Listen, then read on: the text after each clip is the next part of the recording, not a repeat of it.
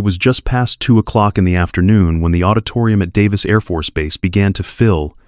Sunlight streamed through high-arched windows, catching in the gold trim of dress blues and the occasional glint-off polished nameplates, the scent of floor wax, fresh coffee, and pressed uniforms blended into the familiar, official aroma of military ceremony.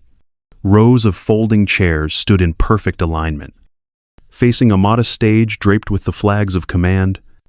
In the front row, senior officers in stiff collars nodded politely, their medals catching the light with every subtle shift.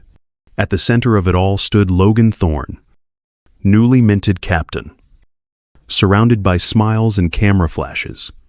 His wife adjusted his tie one last time, and his father, a retired colonel with more politics than combat in his record, gave him a firm handshake and a proud pat on the back. The moment the silver bars were pinned to his shoulders, the applause rose. Polite but measured, Thorne stood tall, shoulders back, chest out. He nodded at the crowd, as if accepting a crown. Everything about him was polished, from the sharp part in his hair to the crease in his uniform. Nothing seemed out of place.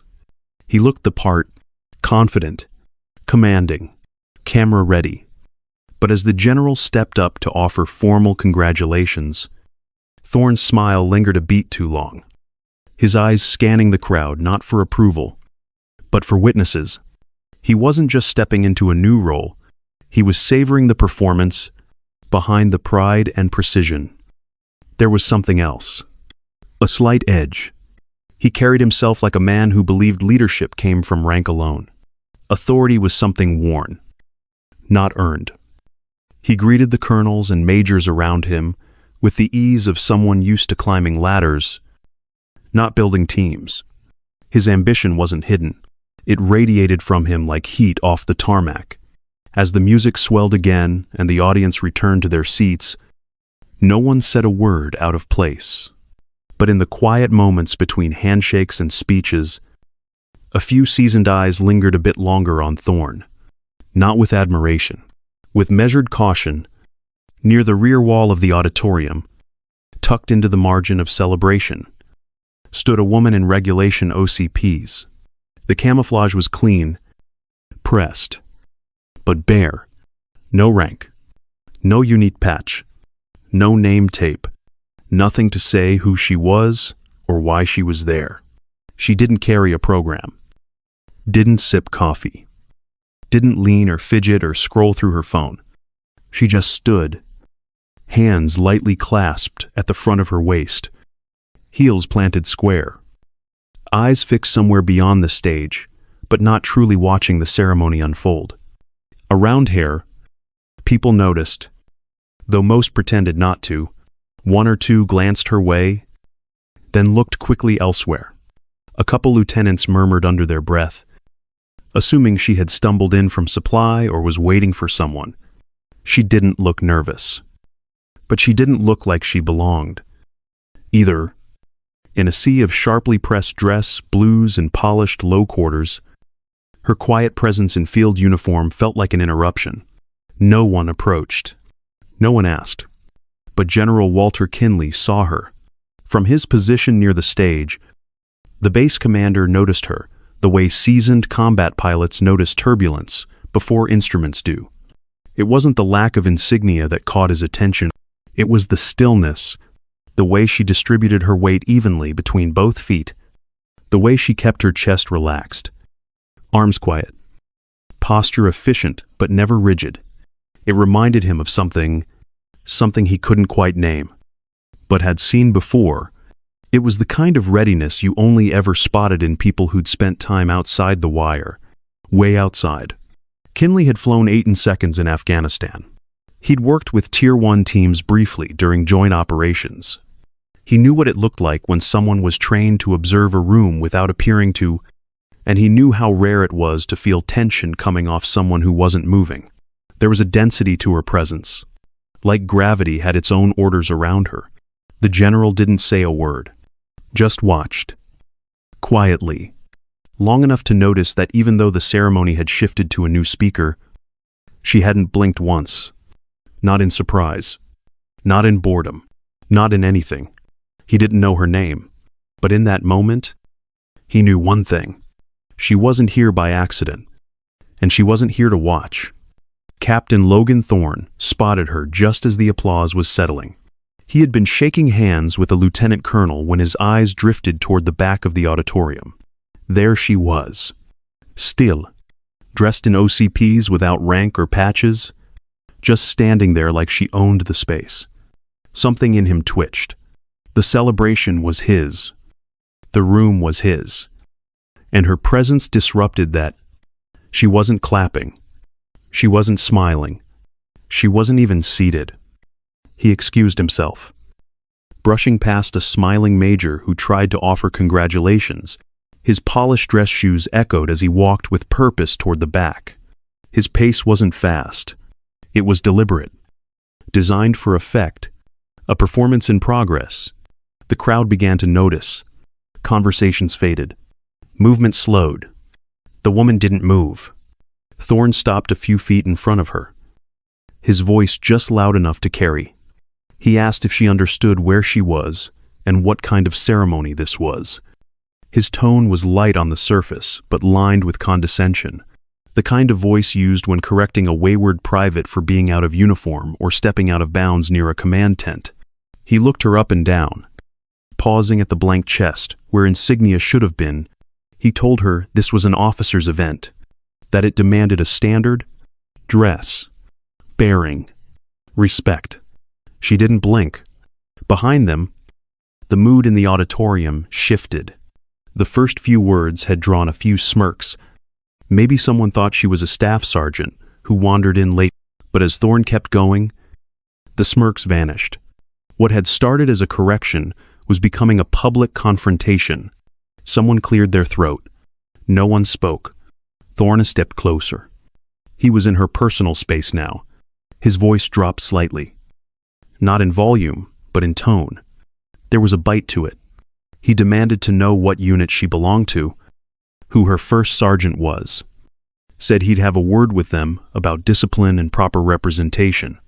Still, no response. Her gaze was steady, not defensive, not submissive, just observant. She wasn't bracing for anything. She was watching, measuring. Thorne's hands twitched. His jaw tightened. The longer she stayed silent, the more power slipped away from him. And he felt it. The whole room could feel it. He raised his voice again, trying to reclaim control. Asked if she was deaf or just disrespectful. The words were sharp now, cutting.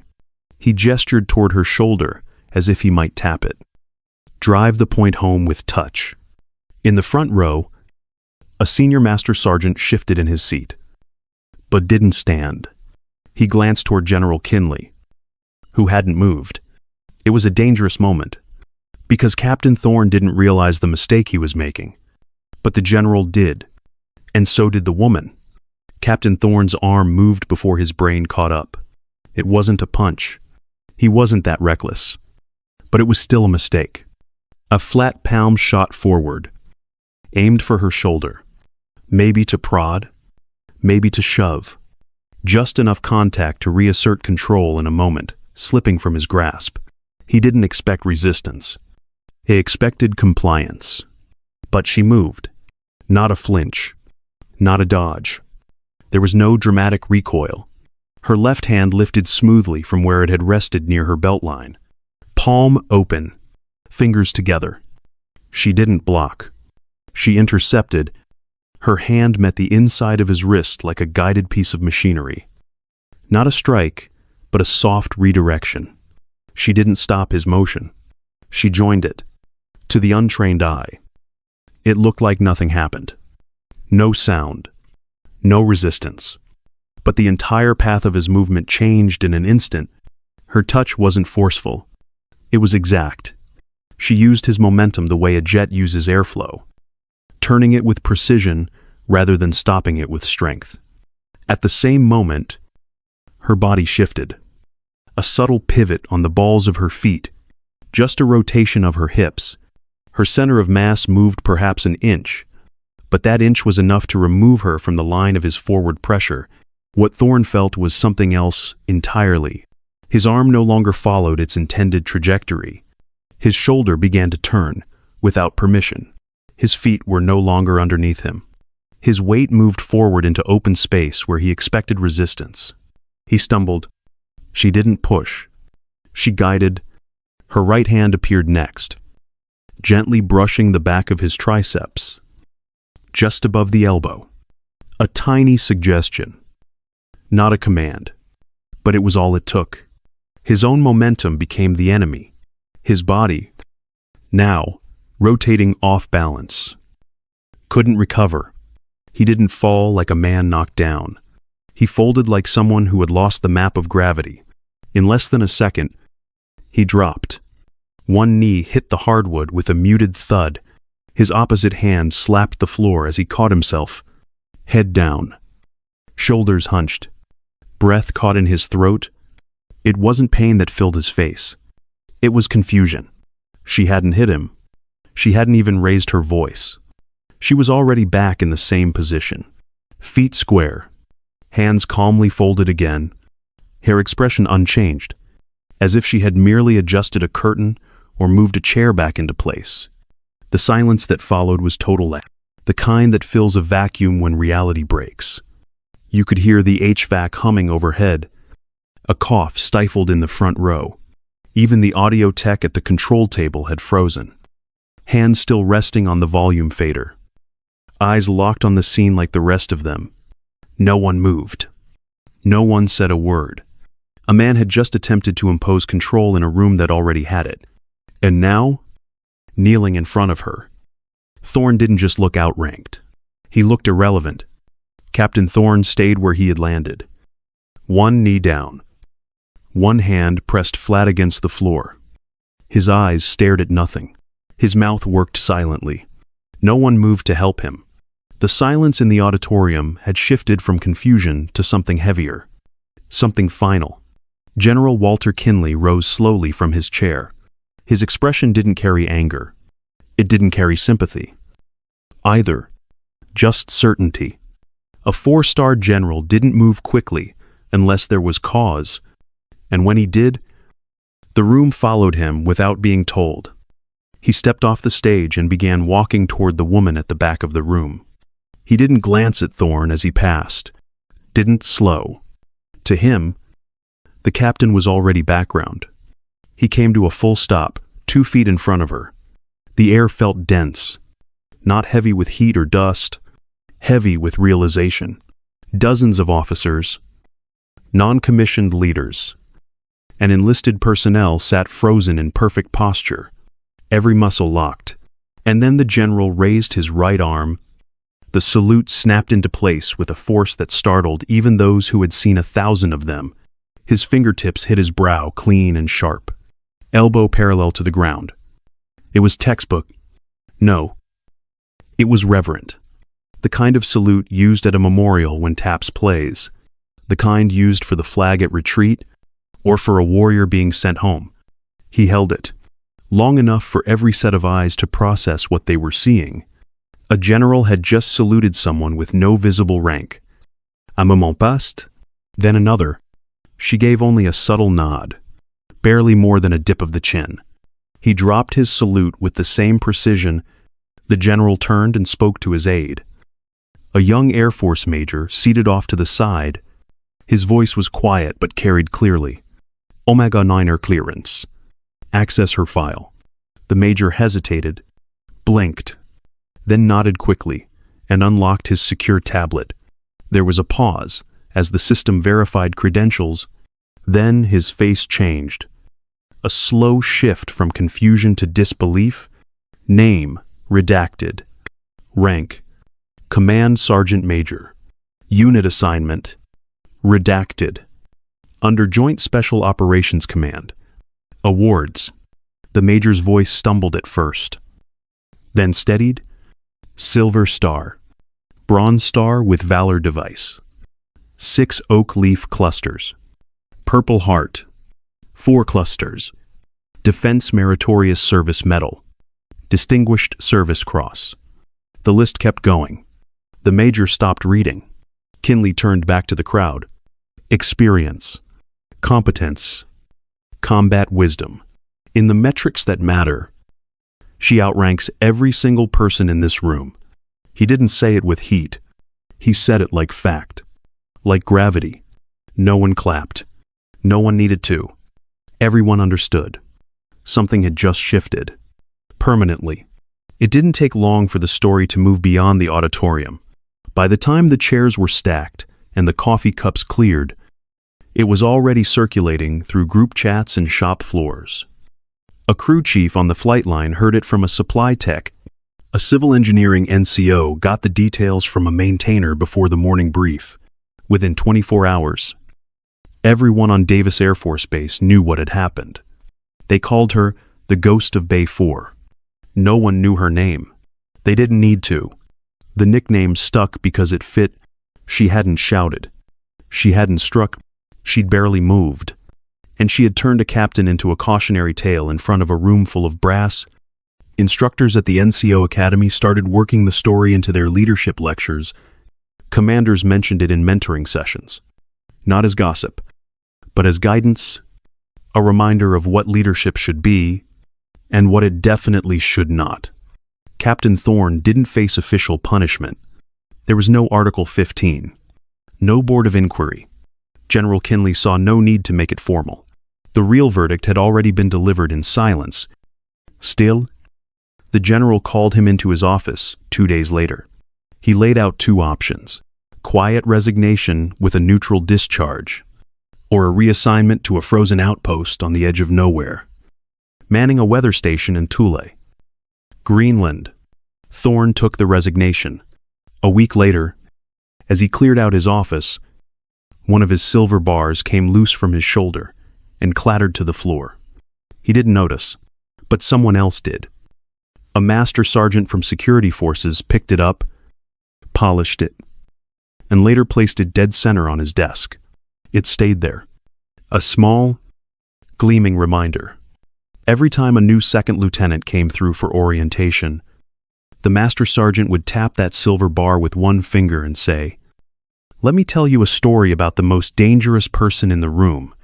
And they listened, every single one.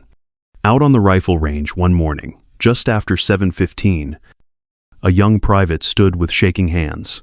Her M4 clutched tight, her eyes wide, her breathing shallow. Behind her, a figure stepped close, not with commands, but with calm. Command Sergeant Major Vance adjusted the girl's grip gently, whispered something about weight distribution, breathing through the exhale, focus on the front sight post. The private nodded, unaware she was being coached by someone whose name could clear a room of colonels. No one introduced her. No one needed to. She was just another NCO offering help. But those who knew her really knew. Called her by name only in private. Vance, the woman who had turned a command ceremony into a moment that redefined leadership for an entire base. She never wore rank, never sought a stage. But others started mirroring her ways. A tech sergeant coached with patience instead of volume. A lieutenant paused before speaking, remembering that posture isn't presence. On quiet mornings, the rifle range filled with fewer corrections and more learning. Months later, General Kinley gave his final address before retirement. Same auditorium. Same polished wood. Same rows of folding chairs. He spoke of decades in uniform, of changes in tactics, technology, and titles. But near the end, his voice settled low. He said, "Rank is a tool, nothing more. That respect is built in silence, earned through presence, not position." He didn't name her. He didn't have to. After that, Vance vanished again. Word was she'd gone back to classified work, somewhere most would never see. She left no plaque, no photo, no speech, but she left something harder to forget. A shift, a culture shaped by quiet professionals, Those who lead without needing to be seen